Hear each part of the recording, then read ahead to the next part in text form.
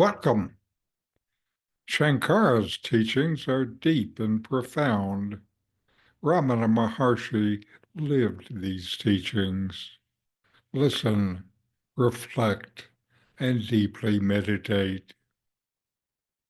I'm Richard Clarke. I'm reviewing and commenting on Adi Shankara's Atma Bodha, or self-knowledge. Today is verse 15. Through buddhi, the discriminative self-analysis and logical thinking function of the mind, it is possible to distinguish the non-dual Brahman from the superimposed sheaths that enclose it, in the same way as one separates rice from the husk, bran, etc., with a millstone. This verse from Atma Bodha points to one of the most practical and liberating aspects of Sri Shankara's teaching.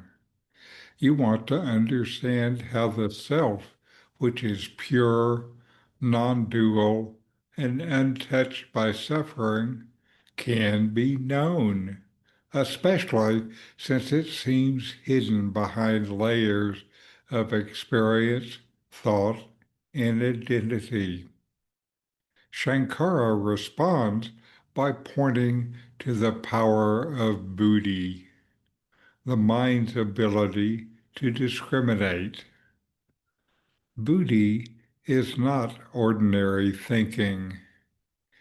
It's the clear, calm, discerning function of the mind that allows you to examine what is real and what is false, what is changing, and what is constant. When this discriminating awareness is steady and mature, you begin to recognize that what you usually take to be you, the body, the thoughts, the roles, the emotions, are not the self. They are like husks and bran surrounding a grain of rice. They are coverings, not the essence. They change and come and go. You may have become identified with these coverings over time, but buddhi allows you to notice that they just come and go, while something deeper does not. Shankara emphasizes that the self, pure awareness, Brahman, is not something you need to create or improve. It's already present, but it appears hidden, just as rice is hidden under the layers of husk. The process is not about adding anything new. It's about recognizing what is always here by removing mistaken ideas and misidentifications.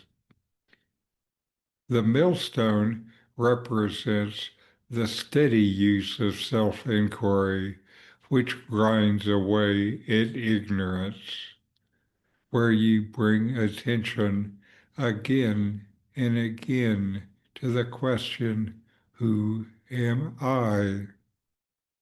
You notice each layer, body sensations, emotions, thoughts, and quietly set them aside as not self.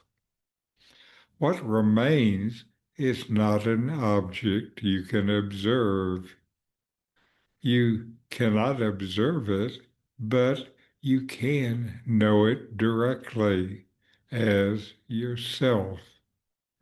It is the pure subject, the self, which is ever free and beyond suffering.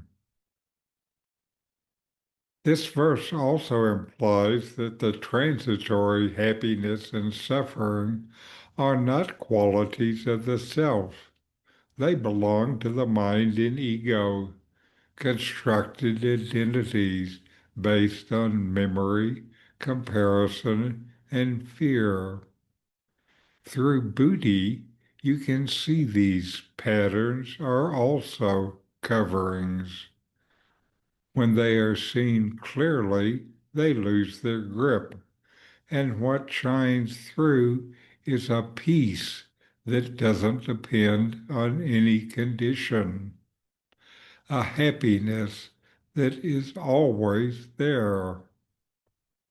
In short, Sankara is saying, use your capacity to question and observe.